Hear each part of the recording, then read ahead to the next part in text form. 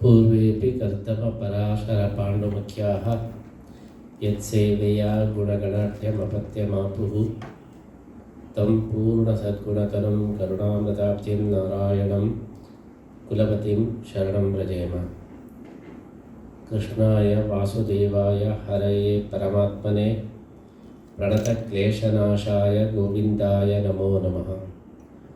व्यासाय भवनाशाय श्रीशाय गुणराशये हृद्याय शुद्धविद्याय मध्वाय च नमो नमः। प्रथमो हनुमन्नाम द्वितीयो भीम एव च पूर्णप्रज्ञः तृतीयस्तु भगवत्कार्यसाधकः। बुद्धिर्बलं यशोधैर्यं निर्भयत्वम् अरोगता अजाड्यं वाक्पटुत्वं च हनुमस्मरणात् भवेत्। आपादमौलिपर्यन्तं गुरूणाम् आकृतिं स्मरेत् तेन विघ्नाः प्रणश्यन्ति सिद्ध्यन्ति च मनोरथाः। ಶ್ರೀಗುರುಭ್ಯೋ ನಮಃ. ನಮ್ಮ ಚತುರ್ಥ ಪರ್ಯಾಯ ಕಾಲದಲ್ಲಿ ವಿಶ್ವಗೀತ ಪರ್ಯಾಯ ಕಾಲದಲ್ಲಿ ನಿರ್ಮಿಸಿದ ಈ ಶ್ರೀ ಪುತ್ತಿಗೆ ನರಸಿಂಹ ಸಭಾಭವನದಲ್ಲಿ ಇವತ್ತು ಜ್ಞಾನ ಕಾರ್ಯವನ್ನು ಪ್ರಾರಂಭ ಮಾಡಲಿಕ್ಕೆ ಬಹಳ ಸಂತೋಷವಾಗ್ತಾ ಇದೆ. ಈ ಒಂದು ಸಭಾಭವನವನ್ನು 6ನೇ ಮಹಡಿಯಲ್ಲಿ ನಿರ್ಮಾಣ ಮಾಡಿದ್ದೇವೆ. ವಸ್ತುತಃ 7ನೇ ಮಹಡಿ. 7ನೆಯ ಮಹಡಿಯ ತುದಿಯಲ್ಲಿ ಈ ಸಭಾಭವನದ ನಿರ್ಮಾಣದ ಚಿಂತನೆ ಏನು ಅಂದರೆ, ಉನ್ನತ ಸ್ಥಾನದಲ್ಲಿ ಕೂತು ಆಲೋಚನೆಯನ್ನು ಮಾಡಬೇಕು ಅಂತ, ಉನ್ನತ ಚಿಂತನೆಯನ್ನು ಮಾಡಬೇಕು, ಎತ್ತರದ ಚಿಂತನೆಯನ್ನು ಮಾಡಬೇಕು ಎಂಬ ಉದ್ದೇಶದಲ್ಲಿ ತುದಿಯಲ್ಲಿ ಈ ಸಭಾಭವನದ ನಿರ್ಮಾಣವಾಗಿದೆ. ನಾವು ಭೌತಿಕವಾದ ಅಥವಾ ಹತ್ತಿರದ ಚಿಂತನೆಯನ್ನು ಬಹಳ ಮಾಡ್ತೇವೆ, ದೂರದ ಎತ್ತರದ ಚಿಂತನೆಯನ್ನು ಮಾಡುವುದೇ ಇಲ್ಲ. ದೂರದೃಷ್ಟಿ, ಅದೇ ರೀತಿ ಉನ್ನತ ದೃಷ್ಟಿ ಇದ್ದಾಗ ನಮ್ಮ ಚಿಂತನೆ ಪಕ್ವವಾಗಿರ್ತದೆ. ಅದಕ್ಕೋಸ್ಕರ ಈ ಗೀತಾ ಮಂದಿರದ ತುದಿಯಲ್ಲಿ ಈ ಒಂದು ಸಭಾಭವನವನ್ನು ನಿರ್ಮಾಣ ಮಾಡಿ ನಾವೆಲ್ಲರೂ ಕೂಡ ನಿತ್ಯ ನಿರಂತರ ಉನ್ನತ ಚಿಂತನೆಯನ್ನು ಮಾಡಬೇಕು ಎಂಬುದು ನಮ್ಮ ಆಶಯವಾಗಿದೆ. ಅದರಂತೆ ನಿರಂತರ ಪ್ರವಚನಗಳು, ಅದೇ ರೀತಿ ಒಳ್ಳೆಯ ಸತ್ಕಾರ್ಯಗಳು ಈ ಸಭಾಭವನದಲ್ಲಿ ಆಗಬೇಕು ಎಂಬ ಉದ್ದೇಶದಿಂದ ಇದರ ನಿರ್ಮಾಣವಾಗಿದ್ದು, ಅದಕ್ಕೆ ಅನುಗುಣವಾಗಿ ಇವತ್ತು ಪರ್ವ ಸಮೀಕ್ಷೆ ಎಂಬಂತಹ ಒಂದು ನೂತನ ಚಿಂತನೆಯ ಕಾರ್ಯಕ್ರಮ ಪ್ರಾರಂಭ ಆಗ್ತಾ ಇದೆ. ನಮ್ಮ ರಾಮನಾಥಾಚಾರ್ಯರು ಸಮೀಕ್ಷಾಚಾರ್ಯರು ಪ್ರತಿಯೊಂದನ್ನು ಕೂಡ ಸಮೀಕ್ಷೆ ಮಾಡ್ತಾ ಇದ್ದಾರೆ. ನಾಗ ಸಮೀಕ್ಷೆ ಆಯಿತು, ಹಾಗೆಯೇ ಸಂಧ್ಯಾ ಸಮೀಕ್ಷೆ ಆಯಿತು, ಅನೇಕ ಸಮೀಕ್ಷೆಗಳಾಯಿತು. ಸಮೀಕ್ಷೆ ಮಾಡಬೇಕಾದ್ರೆ ಎತ್ತರದಲ್ಲಿ ಕೂತರೆ ಮಾತ್ರ ಸಮೀಕ್ಷೆ ಮಾಡಲಿಕ್ಕೆ ಸಾಧ್ಯ. ಸಮ್ಯಕೀಕ್ಷಾ ಸಮೀಕ್ಷೆ. ಕೆಳಗಡೆ ಕೂತರೆ ಅಥವಾ ಗುಂಡಿಯಲ್ಲಿ ಕೂತರೆ ಸಮೀಕ್ಷೆ ಮಾಡಲಿಕ್ಕಾಗೋದಿಲ್ಲ. ಅದಕ್ಕೋಸ್ಕರ ಸಮೀಕ್ಷೆಗೆ ಇದೊಂದು ಒಳ್ಳೆಯ ಸೂಕ್ತ ಸ್ಥಳ ಅಂತ ಹೇಳಿ ನಾವು ಭಾವಿಸಬಹುದು. ನರಸಿಂಹ ಸಭಾಭವನದಲ್ಲಿ ಪರ್ವ ಸಮೀಕ್ಷೆ ಎಂಬುದು ಬಹಳ ಅಪೂರ್ವವಾದಂತಹ ಒಂದು ಚಿಂತನೆಯಾಗಿದೆ. ಶಾಸ್ತ್ರಗಳಲ್ಲಿ ಬರತಕ್ಕಂತಹ ಪರ್ವದ ಚಿಂತನೆ ಅದು ಅತ್ಯಂತ ವಿಶಿಷ್ಟವಾದಂತಹ ಒಂದು ಚಿಂತನೆ. ಪರ್ವಕಾಲ ಅಂತೇಳಿ, ಮುಖ್ಯವಾಗಿ ಕಾಲವು ನಿತ್ಯ ನಿರಂತರವಾಗಿದ್ದರೂ ಕೂಡ ಕೆಲವು ಕಾಲ ಪರ್ವಕಾಲ ಅಂಥೇಳಿ ಪರಿಗಣಿತವಾಗಿದೆ.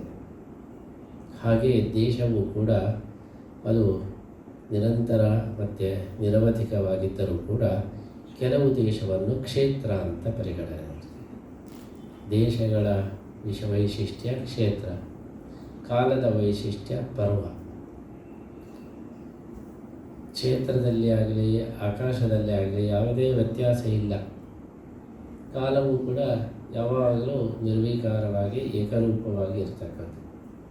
ಅದರಲ್ಲಿ ಪರ್ವತ್ವ ಹೇಗೆ ಬರುವುದು, ಅದು ಹೇಗೆ ಯೋಚನೆ ಮಾಡಿದರು ಎಂಬುದನ್ನು ಚಿಂತನೆ ಮಾಡಿದಾಗ ತುಂಬ ಅಪೂರ್ವವಾದ ವಿಚಾರಗಳು ಸಿಗ್ತದೆ. ಒಂದನೆಯದಾಗಿ ಗ್ರಹಗತಿಗಳ ಒಂದು ವಿಶಿಷ್ಟವಾದ ಸಂಗಮ ಸಂಯೋಗವನ್ನು ಆಧರಿಸಿ ಕಾಲವನ್ನು ಪರ್ವಕಾಲ ಅಂತ ಹೇಳಿ ಪರಿಗಣನೆ ಮಾಡಿದ್ದು ನಮಗೆಲ್ಲ ಗೊತ್ತೇ ಇದೆ. ಆದರೆ ಗ್ರಹಗತಿಗಳು ಮಾತ್ರ ಅಲ್ಲ, ಆಮೇಲೆ ಪರ್ವಕಾಲದ ಚಿಂತನೆಗೆ ಇನ್ನೊಂದು ಕಾರಣ ಏನು ಹೇಳಿದರೆ, ಅದು ಇವತ್ತಿನ ಮಾರ್ಕೆಟಿಂಗ್ ಟೆಕ್ನಿಕ್ಕು ಕೂಡ ಅದೇ. ಈಗ ಮಾರ್ಕೆಟಿಂಗ್ ಮಾಡ್ತಾ ಇರ್ತೇವೆ, ದೀಪಾವಳಿ ಧಮಾಕ ಅಂತೇಳಿ ಒಮ್ಮೆಲೆ ಶುರು ಮಾಡಿ ನಿತ್ಯ ಸೇಲ್ ಮಾಡ್ತಾ ಇರ್ತೇವೆ. ದೀಪಾವಳಿ ಸಮಯದಲ್ಲಿ ರಿಡಕ್ಷನು, ಬೋನಸ್ಸು, ಬೇರೆ ಬೇರೆ ಆಫರ್ಗಳು ಬರುತ್ತದೆ. ಮಾರ್ಕೆಟಿಂಗಿನ ಟೆಕ್ನಾಲಜಿ ಅದು. ಯುಗಾದಿಯ ಒಂದು ವಿಶೇಷಗಳು, ರಿಯಾಯಿತಿ ಇತ್ಯಾದಿ. ಆವಾಗ ಜನರಿಗೆ ವಿಶೇಷವಾಗಿ ಹೋಗಿ ನುಗ್ಗುತ್ತೇವೆ. ವಾಸ್ತವಿಕವಾಗಿ ಧಮಾಕ ಏನಿಲ್ಲ, ಅದನ್ನು ಒಂದರಲ್ಲಿ ತಗೊಂಡು ಅದನ್ನು ಮತ್ತೊಂದರಲ್ಲಿ ಕಟ್ ಮಾಡ್ತಾರೆ, ಹೀಗೆ ಏನೋ ಮಾಡ್ತಾರೆ. ಆದರೆ ಜನರಿಗೆ ಆಕರ್ಷಣೆ ಬರಬೇಕಾದರೆ ದೀಪಾವಳಿದ್ದು ಒಂದು ವಿಶೇಷ, ಯುಗಾದಿದ್ದೊಂದು ವಿಶೇಷ ಅಂತ ಹೇಳಿದ ತಕ್ಷಣ ಎಲ್ಲ ನುಗ್ತಾರೆ. ಯಾಕೆಂದರೆ ಜನಗಳಿಗೆ ವಿಚಾರ ಶಕ್ತಿ ಕಡಿಮೆ ಇರ್ತದೆ. ಅದಕ್ಕೆ ಅವರನ್ನು ಆಕರ್ಷಣೆ ಮಾಡಲಿಕ್ಕೆ ಇದು ಒಂದೇ ಉಪಾಯ. ದೀಪಾವಳಿ ಸಮಯದಲ್ಲಿ ರಿಡಕ್ಷನ್ ಇದೆ, ಅದು ಇದೆ, ಇದು ಹೇಳಿದಾಗ ಎಲ್ಲ ಅವಾಗ ಮಾಡ್ತೀವಿ. ಹಾಗೆ ಶಾಸ್ತ್ರಕಾರರು ಒಂದು ಉಪಾಯ ಮಾಡಿದ್ದೇನೆಂದರೆ, ಜನಗಳಿಗೆ ಒಂದು ಆಕರ್ಷಣೆ, ಸತ್ಕಾರ್ಯದಲ್ಲಿ ಪ್ರವೃತ್ತಿ ಜಾಸ್ತಿ ಆಗಬೇಕು ಅಂತೇಳಿ ಪರ್ವಕಾಲ ಅಂತೇಳಿ, ಆವಾಗ ಪರ್ವಕಾಲದಲ್ಲಾದರೂ ನಾವು ಮಾಡೋಣ ಅನ್ನುವಂತಹ ಗ್ರಹಣ ಪರ್ವಕಾಲ ಇತ್ಯಾದಿ ಪರ್ವಕಾಲಗಳನ್ನು ನಿಗದಿ ಮಾಡಿದ್ದು ಯಾಕೆ ಅಂತ ಹೇಳಿದರೆ, ನಮಗೆ ಒಂದು ಉತ್ಸಾಹ ಬರಲಿ, ಸತ್ಕಾರ್ಯದಲ್ಲಿ ಇನ್ನಷ್ಟು ಉತ್ಸಾಹ ಬರಲಿ. ದಾನ ಕೊಡದೇ ಇದ್ದರೂ ಪರ್ವಕಾಲದಲ್ಲಾದರೂ ಒಂದು ಸ್ವಲ್ಪ ಕೊಡೋಣ ಅಂಥೇಳಿ. ಆವಾಗ ಜಪ ಮಾಡದಿದ್ದವರು ಗ್ರಹಣ ಕಾಲದಲ್ಲಿ ಆದರೂ ಸ್ವಲ್ಪ ಒಂದು ಜಪ ಮಾಡೋಣ ಅಂತ ಒಂದು ಉತ್ಸಾಹ ಬರಲಿ ಎಂಬಂತಹ ಈ ಒಂದು ಉದ್ದೇಶ ಪರ್ವಕಾಲದಲ್ಲಿ ನಾವು ಚಿಂತನೆ ಮಾಡಬಹುದು. ಅನೇಕ ಉದ್ದೇಶದಿಂದ ಎಲ್ಲ ಒಂದು ವಿಭಾಗಗಳು ಬಂದಿದೆ. ಶಾಸ್ತ್ರಕಾರರು ಏನನ್ನಾದರೂ ನಮಗೆ ಅದನ್ನು ಚಿಂತನೆ ಕೊಟ್ಟರೆ ಅದು ಅನೇಕ ಮುಖಗಳಿಂದ ಚಿಂತಿತವಾಗಿರುತ್ತೆ. ಉದಾಹರಣೆಗೆ, ಈಗ ಎಲ್ಲ ಮನೆಗಳ ಮುಂದೆ ನಾವು ತುಳಸಿಯನ್ನು ನೆಡಬೇಕು ಅಂತ. ಇದು ಎಷ್ಟು ಒಂದು ವಿಶಿಷ್ಟವಾದ ಚಿಂತನೆ ಅಂದರೆ, ಒಂದು ತುಳಸಿಯಲ್ಲಿ ಲಕ್ಷ್ಮೀ ಸಾನ್ನಿಧ್ಯ ಇದೆ, ಲಕ್ಷ್ಮೀ ದೇವಿಯ ಅನುಗ್ರಹ ಆಗಬೇಕು, ಅದಕ್ಕೋಸ್ಕರ ತುಳಸಿಯನ್ನು ನೆಡಬೇಕು. ಅದು ಶಾಸ್ತ್ರೀಯವಾದ ಆಧ್ಯಾತ್ಮಿಕ ಚಿಂತನೆ, ಅದು ಸರಿ. ಅದರ ಜೊತೆಗೆ ತುಳಸಿಯಲ್ಲಿ ಯಾವಾಗಲೂ ಆಮ್ಲಜನಕ ಸೂಸ್ತಾ ಇರ್ತದೆ. 24 ತಾಸು ಕೂಡ ಆಮ್ಲಜನಕವನ್ನು ಹೊರ ಸೂಸುವ ಒಂದು ಗಿಡ ಇದ್ದರೆ ಅದು ತುಳಸಿ. ಆ ತುಳಸಿ ಗಿಡ ನಮ್ಮ ಮನೆ ಎದುರಿಗೆ ಇದ್ದರೆ ಆ ಮಹಾದ್ವಾರದಲ್ಲಿ ಆಮ್ಲಜನಕ ಒಳಗೆ ಬರ್ತಾ ಇರ್ತದೆ. ಅದಕ್ಕೋಸ್ಕರ ಮಹಾದ್ವಾರದ ಎದುರಿಗೆ ತುಳಸಿಯನ್ನು ಬಿಡಬೇಕು ಅಂತ. ಯಾಕೆಂದರೆ ಆಮ್ಲಜನಕ ಮನೆಯೊಳಗೆ ಬರಬೇಕು, ಅದು ಒಂದು ಚಿಂತನೆ. ಇನ್ನೊಂದು, ತುಳಸಿ ಅದೊಂದು ನಮ್ಮ ಧಾರ್ಮಿಕ ಏಕತೆಗೆ ಒಂದು ಪೂರಕ. ಈಗ ಯಾರು ಹಿಂದೂಗಳು, ಯಾರು ಆಸ್ತಿಕರು ಅಂತ ಮನೆ ನೋಡಿದಾಗ ಗೊತ್ತಾಗಬೇಕು. ಅದಕ್ಕೋಸ್ಕರ ಯಾರ ಮನೆ ಎದುರುಗಡೆ ತುಳಸಿ ಇದೆಯೋ ಅವರೆಲ್ಲ ಹಿಂದೂಗಳು, ಅವರೆಲ್ಲ ಆಸ್ತಿಕರು, ಇದನ್ನು ಗುರುತಿಸಲಿಕ್ಕೂ ಸಾಧ್ಯ ಆಗ್ತದೆ. ಹೀಗೆ ಆಮೇಲೆ ಅಲಂಕಾರ, ತುಳಸಿಯ ಗಿಡ ಇದ್ದರೆ ಯಾವುದೇ ಒಂದು ಅಲಂಕಾರ ಆಗಬೇಕಾದ್ರೆ ಗ್ರೀನರಿ ಬೇಕು.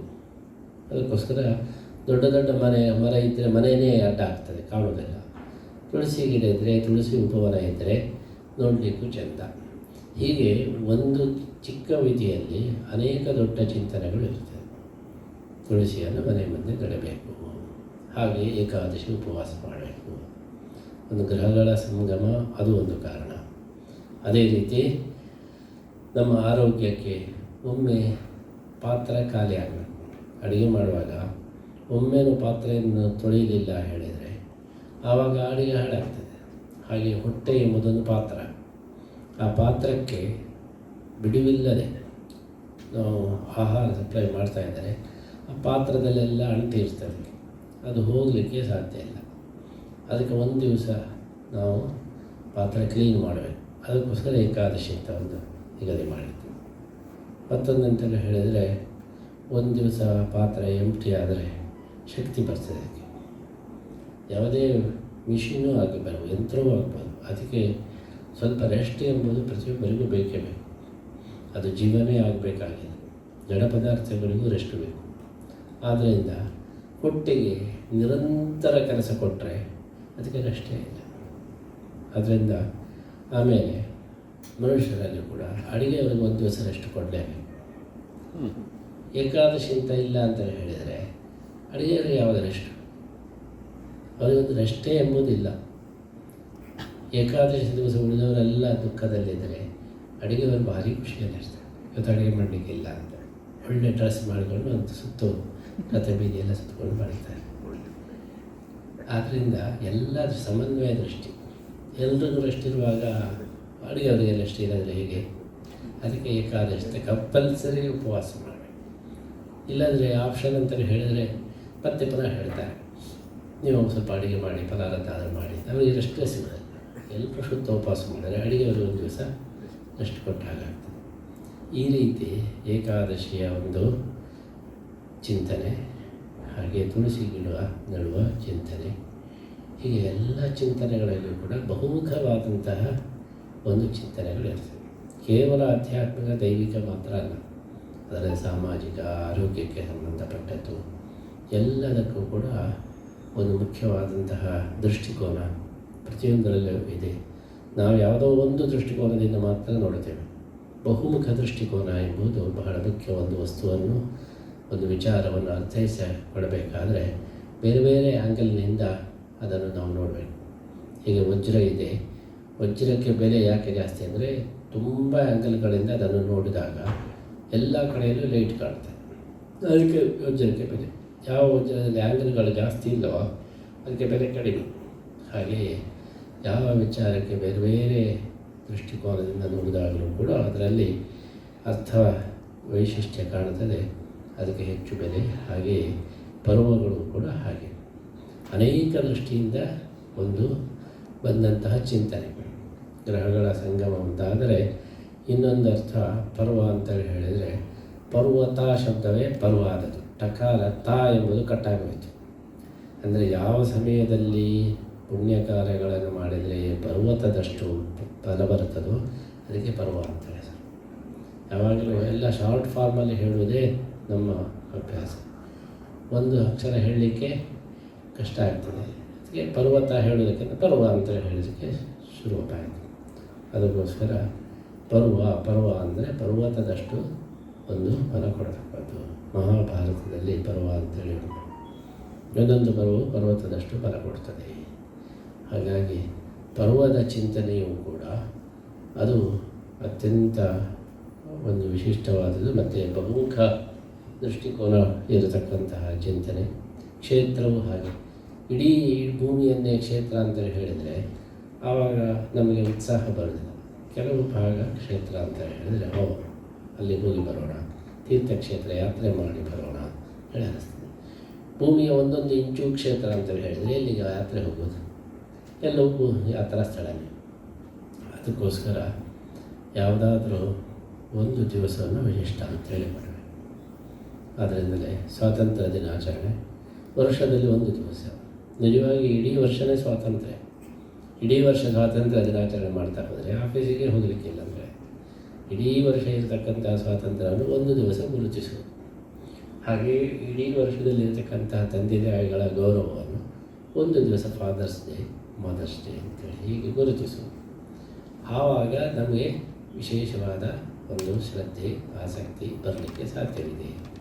ಇದಕ್ಕೋಸ್ಕರ ಆಧ್ಯಾತ್ಮಿಕ ದೃಷ್ಟಿಕೋನದ ಜೊತೆಗೆ ವ್ಯಾವಹಾರಿಕವಾದಂತಹ ಮತ್ತು ಪ್ರಾಕ್ಟಿಕಲ್ ಮತ್ತು ಅತ್ಯಂತ ಒಂದು ವಿಶಿಷ್ಟವಾದ ಚಿಂತನೆಗಳು ಪ್ರತಿಯೊಂದು ವಿಚಾರದಲ್ಲಿ ಇದೆ. ಅದನ್ನು ನಾವು ಸಮೀಕ್ಷೆ ಮಾಡಿದಾಗ ಮಾತ್ರ ತಿಳ್ಕೊಳ್ಳಿಕ್ಕೆ ಸಾಧ್ಯ. ಅದಕ್ಕೋಸ್ಕರ ರಾಮನಾಥಾಚಾರ್ಯ ಅಂತವರು ಸಮೀಕ್ಷಾಚಾರ್ಯರಾಗಿ ಪ್ರತಿಯೊಂದನ್ನು ಸಮೀಕ್ಷೆ ಮಾಡಿ ಪ್ರತಿಯೊಂದನ್ನು ಕೂಡ ನಾವು ಪರಾಮರ್ಶೆ ಮಾಡಿ ತಿಳ್ಕೊಳ್ಳಿ. ಕಣ್ಣಾರೆ ಕಂಡರೂ ಕೂಡ ಪರಾಮರ್ಶಿಸಿ ನೋಡಿದಾಗ ಅದು ನಿಜವಾದ ಒಂದು ಸತ್ಯದ ಆವಿಷ್ಕಾರ ಆಗ್ತದೆ. ಎಷ್ಟೋ ವಿಚಾರಗಳು ಮೇಲ್ನೋಟಕ್ಕೆ ತೋರುವುದೇ ಬೇರೆ, ಒಳನೋಟದಲ್ಲಿ ಇರುವುದೇ ಬೇರೆ. ಆದ್ದರಿಂದ ನಾವು ತತ್ವಜ್ಞಾನಿಗಳಾಗಬೇಕಾದ್ರೆ ಒಳನೋಟವನ್ನು ನಾವು ದೃಢಪಡಿಸಿಕೊಳ್ಳಬೇಕು. ಪ್ರತಿಯೊಂದರ ಒಳಗಿನ ತತ್ವವನ್ನು, ರಹಸ್ಯವನ್ನು, ಸ್ವಾರಸ್ಯವನ್ನು ತಿಳ್ಕೊಂಡಾಗ ನಾವು ತತ್ವಜ್ಞಾನಿಗಳಾಗಲಿಕ್ಕೆ ಸಾಧ್ಯ ಇದೆ. ಈ ದೃಷ್ಟಿಯಲ್ಲಿ ಇವತ್ತು ನಮ್ಮ ಈ ಪುತ್ತಿಗೆ ನರಸಿಂಹ ಸಭಾಭವನದಲ್ಲಿ ಉನ್ನತ ಚಿಂತನೆಯ ದೃಷ್ಟಿಯಲ್ಲಿ ನಾವು ರಾಮನಾಥಾಚಾರ್ಯರ ಸಮೀಕ್ಷಾ ಒಂದು ಕಾರ್ಯಕ್ರಮವನ್ನು ಇಟ್ಟುಕೊಂಡಿದ್ದು, ಈ ಮೊಟ್ಟ ಮೊದಲ ಪರ್ವಗಳ ಬಗ್ಗೆ ಸಮೀಕ್ಷೆ ನಡೆಯಲಿದೆ. ಮತ್ತು ನಿರಂತರ ಎಲ್ಲ ಸಮೀಕ್ಷೆಗಳು ಕೂಡ ಇಲ್ಲಿ ಅನಾವರಣ ಆಗಲಿಕ್ಕೆ ಇದೆ, ಇಲ್ಲಿ ವ್ಯಕ್ತವಾಗಲಿಕ್ಕಿವೆ. ಅಂತಹ ಒಂದು ಸಮೀಕ್ಷೆಯ ಪ್ರಯೋಜನವನ್ನು ಎಷ್ಟೋ ಜನರಿಗೆ ಸ್ವಯಂ ಚಿಂತನೆ ಮಾಡಲಿಕ್ಕೆ ಕಷ್ಟ ಆಗ್ತದೆ. ಇನ್ನೊಬ್ಬರು ಮಾಡಿಕೊಟ್ಟ ಚಿಂತನೆಯನ್ನಾದರೂ ಕೂಡ ರೆಡಿಮೇಡ್ ಚಿಂತನೆಯನ್ನು ತಗೊಂಡ್ರೆ ಆವಾಗ ಅಷ್ಟು ಸಮಯ ನಮಗೆ, ಅಷ್ಟು ಶ್ರಮ, ಅಷ್ಟು ಸಮಯ ಉಳಿಯುತ್ತದೆ. ಆದ್ದರಿಂದ ನಾವು ಪ್ರತಿಯೊಬ್ಬರೂ ಕೂಡ ಇನ್ನೊಬ್ಬರ ಚಿಂತನೆಯ ಬಳವಡಿ, ಇನ್ನೊಬ್ಬರ ಸಂಶೋಧನೆಯ ಬಳವಡಿಯನ್ನು ಪಡೆದರೆ ಇನ್ನಷ್ಟು ಮುಂದೆ ಹೋಗಲಿಕ್ಕೆ ಸಾಧ್ಯ ಇದೆ. ನಾವು ಮೊದಲಿನಿಂದಲೇ ನಾವು ಎಲ್ಲವನ್ನು ವಿಮರ್ಶೆ ಮಾಡ್ತಾ ಹೋದರೆ ನಮ್ಮ ಸಮಯ ಎಂಬುದು ಪರಿಮಿತ. ಆದ್ದರಿಂದ ಪರಿಮಿತ ಸಮಯದಲ್ಲಿ ಅಪರಿಮಿತವನ್ನು ನಾವು ಸಾಧನೆ ಮಾಡಬೇಕಾದ್ರೆ ಇನ್ನೊಬ್ಬರ ಜ್ಞಾನ, ಇನ್ನೊಬ್ಬರ ಅನುಭವ ಇದನ್ನು ಪಡೆಯತಕ್ಕಂತಹ ಒಂದು ಆಸಕ್ತಿ, ಒಂದು ದೃಷ್ಟಿಕೋನ ಇದ್ದರೆ ಆವಾಗ ನಾವು ಹೆಚ್ಚು ಜ್ಞಾನಿಗಳಾಗಿ, ಹೆಚ್ಚು ತಿಳಿದವರಾಗಲಿಕ್ಕೆ ಸಾಧ್ಯ ಇದೆ. ಈ ದೃಷ್ಟಿಯಲ್ಲಿ ನಮ್ಮ ಉಡುಪಿಯ ರಾಮನಾಥಾಚಾರ್ಯರ ಸಮೀಕ್ಷೆಯ ಎಲ್ಲ ಪ್ರಯೋಜನವನ್ನು ಎಲ್ಲ ಜಿಜ್ಞಾಸುಗಳು ಕೂಡ ಪಡೆಯುವಂತಾಗಲಿ. ಆ ಮೂಲಕ ತತ್ವಜ್ಞಾನಿಗಳ ಸಂಖ್ಯೆ ಅದು ಜಾಸ್ತಿ ಆಗಲಿ, ತತ್ವಜ್ಞಾನ ಬೆಳೆಯಲಿ ಅಂಥೇಳಿ ಹಾರೈಸ್ತಾ ಇವತ್ತು ಪರ್ವ ಸಮೀಕ್ಷೆಯ ಈ ಕಾರ್ಯಕ್ರಮವನ್ನು ಉದ್ಘಾಟಿಸಿದ್ದೇವೆ.